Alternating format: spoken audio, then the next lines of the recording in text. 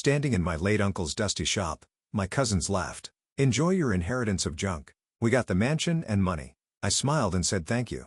That night, while cleaning his office, I found a strange key and a note. What I discovered behind the old bookshelf made my heart stop. The ancient brass bell above the door chimed one last time as my cousins strode out of Harrison's Antiquities and Curiosities, their laughter echoing off the cramped shelves of what was now my inheritance. I stood alone in the dimly lit shop, surrounded by what they called worthless junk, my Uncle Theodore's lifetime collection of antiques and artifacts. "Have fun with your pile of dust, Sophie." Jennifer's voice carried through the door. "While you're cleaning, we'll be renovating the mansion." I ran my fingers along a nearby mahogany display case, leaving trails in the dust. At 32, I was the black sheep of the Harrison family, the one who'd chosen to study archaeology instead of business, who'd spent years on digs while my cousins climbed corporate ladders. Now Uncle Theo's death had brought us all back to Boston and his will had shocked everyone. "To my beloved niece, Sophie Harrison, I leave my antique shop and all its contents," the lawyer had read yesterday while my aunts and cousins sat in stunned silence. "To Jennifer and Michael Harrison, I leave the family mansion and its grounds along with my liquid assets." The monetary difference was staggering. The mansion alone was worth millions, not counting Uncle Theo's substantial bank accounts. The shop? It had been struggling for years, barely breaking even. My cousins thought Uncle Theo was punishing me with this gift, but they didn't know Uncle Theo like I did. I remembered the summer afternoons I'd spent here as a child listening to Uncle Theo's stories about each artifact. He taught me to see beyond the surface, to understand that value wasn't always measured in dollars and cents. "Every object has a story," he'd say, his eyes twinkling behind wire-rimmed glasses. "You just have to know how to read it." Now standing in the fading afternoon light, I could almost hear his voice among the shadowed shelves. The shop was exactly as he'd left it, a maze of display cases and wooden cabinets filled with everything from Victorian silverware to ancient Egyptian scarabs, reproductions, of course, or so we'd always thought. I made my way to his office at the back of the shop, navigating the narrow aisles with practiced ease. The small room was a testament to organized chaos, books stacked in precarious towers, maps covering every inch of wall space, and his beloved roll-top desk dominating the corner. That's when I noticed something odd. The ancient Persian rug, the one Uncle Theo had always said was his most valuable possession, was slightly askew. In 20 years of visiting this office, I'd never seen that rug out of place. Uncle Theo had been almost obsessive about its positioning. Kneeling down, I rolled back the heavy fabric. There, carved into the wooden floorboard, was a small symbol, a circle within a square, exactly like the pendant Uncle Theo had always worn, the one that had mysteriously disappeared after his death. My heart began to race. Uncle Theo had been more than just an antique dealer. He'd been a scholar, a collector of mysteries, and I'd always suspected something more. His stories had often hinted at secret societies and hidden treasures, tales I dismissed as flights of fancy. But now, I ran my fingers over the carved symbol, remembering something he told me years ago. "Sometimes, Sophie, the greatest treasures are hidden in plain sight. You just need the right key to see them." The key, the strange brass key he'd left me in his will, along with a cryptic note I hadn't yet opened. I'd assumed it was to the shop's front door, but now I pulled both items from my bag, the ornate key with its unusual teeth, and the sealed envelope with my name written in Uncle Theo's elegant hand. The paper was thick, expensive, with that same circle and square symbol watermarked in the corner. My hands trembled slightly as I broke the seal and unfolded the letter. "My dearest Sophie, if you're reading this, then two things have happened. I've left this world for the next great adventure, and you found the mark beneath the Persian rug. I always knew you would. You have the gift, the ability to see what others miss. What I'm about to tell you must remain secret. Your cousins, your aunts, the entire family, they cannot know. Not yet. The shop isn't just a shop, Sophie. It's a gateway, a repository of secrets that go back centuries. The Antiquarian Guild has protected these secrets for generations, and now that responsibility passes to you. But beware, there are those who would kill for what lies hidden here. Trust no one until you've seen the truth for yourself.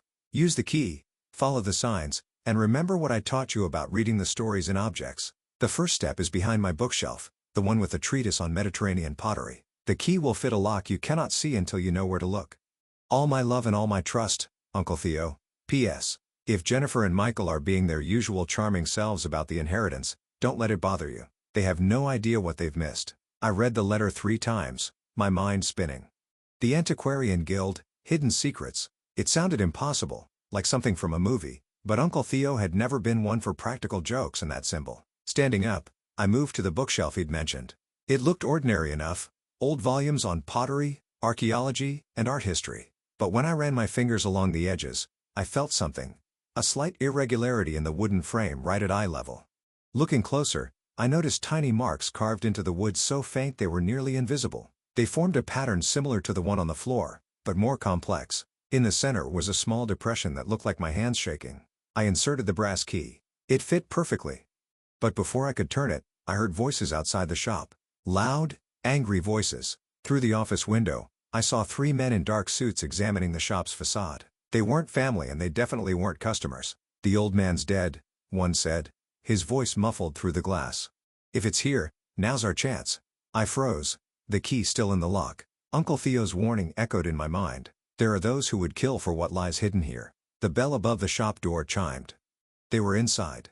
I had seconds to decide, turn the key and step into whatever mystery Uncle Theo had left for me, or face the men who were even now making their way through the shop. The key turned silently in the lock, and everything I thought I knew about Uncle Theo, about my inheritance, about reality itself was about to change forever. Because what I found behind that bookshelf would not only solve a centuries-old mystery, but would also put me in the crosshairs of people far more dangerous than my spoiled cousins. People who would stop at nothing to claim what Uncle Theo had protected for so long. But I'm getting ahead of myself. To understand what happened next, you need to know about the summer I turned 12, when Uncle Theo first showed me the secret language of symbols hidden in everyday objects, when he first hinted at the true purpose of his little antique shop. And most importantly, you need to know about the ancient society that had been watching our family for generations, waiting for someone like me to finally unlock the truth. The bookshelf swung silently inward, revealing a narrow passage that shouldn't have existed in a building I thought I knew by heart. Behind me, heavy footsteps approached the office.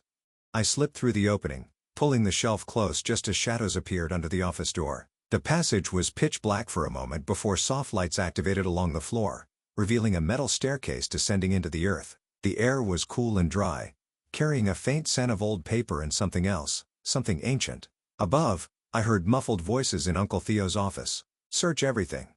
The old man must have left some clue about the collection's location. I descended the stairs as quietly as possible, counting the steps. 27. Uncle Theo's favorite number. At the bottom, I found myself in a room that defied belief.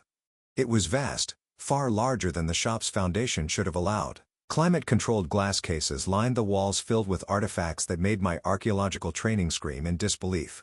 These weren't the reproductions we displayed upstairs. These were real. A perfectly preserved Greek amphora from the 5th century BCE. A complete set of samurai armor that predated the Kamakura period, Celtic torques that still gleamed with their original gold. And in the center of the room, a massive wooden table covered in maps, documents, and a state-of-the-art computer system that hummed quietly. "Oh, Uncle Theo," I whispered, "what were you really doing all these years?" On the table lay a leather-bound journal recently used. I recognize Uncle Theo's handwriting. Final entry. "They're getting closer. The Brotherhood thinks the collection is just artifacts, but they don't understand its true purpose. Sophie will figure it out. She has the gift just like her grandmother did.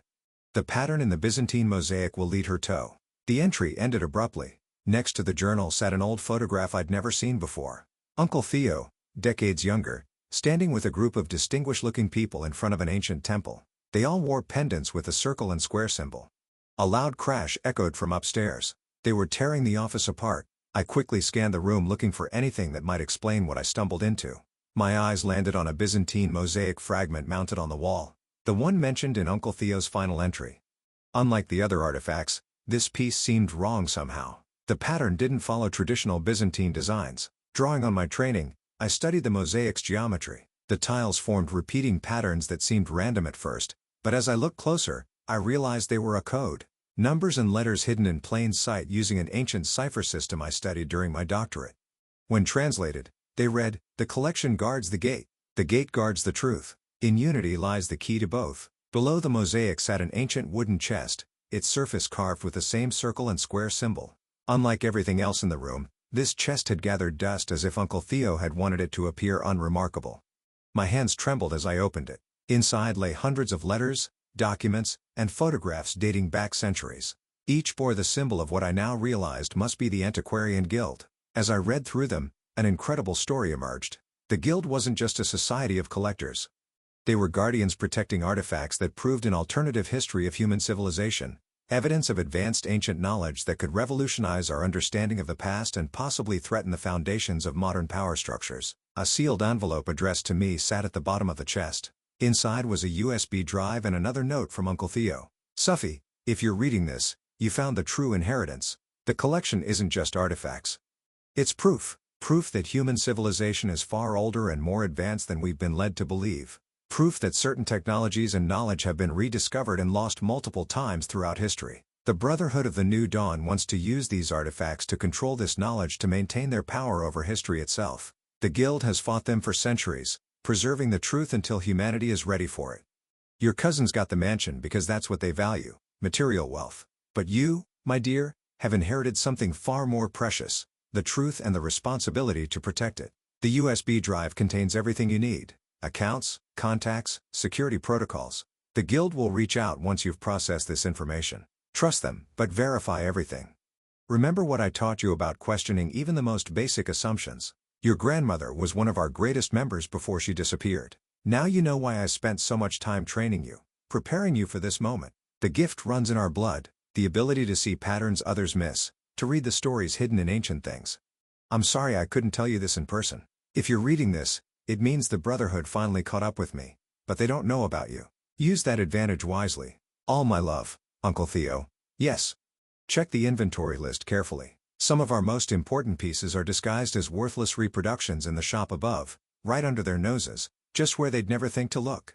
Footsteps on the metal stairs interrupted my reading, but these were different from the heavy tread of the men searching upstairs. These steps were deliberate, confident. Miss Harrison, a woman's voice called softly. I'm Diana Chin, Guild Security. We need to move quickly. The Brotherhood's team upstairs just called for backup. I turned to find an elegant Asian woman in her 50s, dressed like a museum curator, but moving like someone with military training. She wore the Guild's pendant openly now. How did you? I began. Your uncle activated the Guild's protocols the day before he died. We've been watching, waiting to see if you'd find your way down here. She gestured to the chest.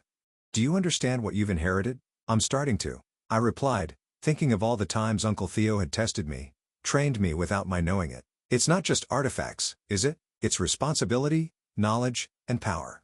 Diana added gravely, power that some would kill to control. The Brotherhood thinks these artifacts are the treasure, but your uncle understood the real value is in the knowledge they represent. Knowledge that could change everything or destroy everything in the wrong hands. More footsteps above. Angry voices. They're pulling up the floorboards, Diana said tensely. We have about 3 minutes before they find the entrance. We need to move the critical pieces now. Are you ready to accept your inheritance, Miss Harrison? Really accept it. I looked around the room at the artifacts that rewrote history, at Uncle Theo's lifetime of work, at the responsibility he prepared me for without my knowing it. I thought of my cousins up in their mansion, counting their money, having no idea of the real treasure they'd missed. Yes, I said firmly. Where do we start? The next hour was a blur of activity as Diana's team evacuated key pieces through a secondary tunnel I'd never known existed. I memorized security protocols, passwords, and contact procedures. The Brotherhood found the entrance eventually, but by then, we'd vanish with the most important items, leaving them with a room full of convincing duplicates. Hours later, in a secure Guild facility, Diana finished briefing me on my new reality. Your uncle was one of our best, she said. He identified you as his successor years ago, but we had to be sure. Finding your way down there, decoding the mosaic, that was your final test. And if I failed, the Brotherhood would have found an empty room and you would have inherited exactly what they think you did. A struggling antique shop. She smiled. But you didn't fail. Welcome to the Guild, Miss Harrison. That was 6 months ago. The shop still stands, still selling reproductions to unsuspecting customers. My cousins still laugh about my worthless inheritance at family gatherings. Let them laugh because now I know the truth about Uncle Theo, about our family's legacy, about history itself. Every day, I learn more from the collection, unlocking secrets hidden in plain sight. The Brotherhood is still searching, of course, they always will be, but they're looking in the wrong places just as they always have. Because the real treasures aren't in secret rooms or hidden vaults, they're scattered throughout the shop above, disguised as worthless trinkets, telling their stories to anyone who knows how to read them. Uncle Theo taught me well, value isn't always what it seems. Sometimes the greatest treasures are the ones others overlook, and sometimes the most important inheritance isn't what you get, it's what you become. Last week, a young girl visited the shop with her parents. While they browsed the expensive items in the front, she lingered by a dusty shelf of reproductions, studying their patterns with unusual intensity. I watched her trace the hidden symbols none of her family could see, and I smiled. Uncle Theo would have liked her. In a few years, once she's ready, I'll start teaching her what he taught me because that's the real purpose of the collection. Not just to preserve knowledge, but to pass it on to those who can understand its true value. After all, every object has a story. You just have to know how to read it. And some stories are worth more than all the mansions in the world.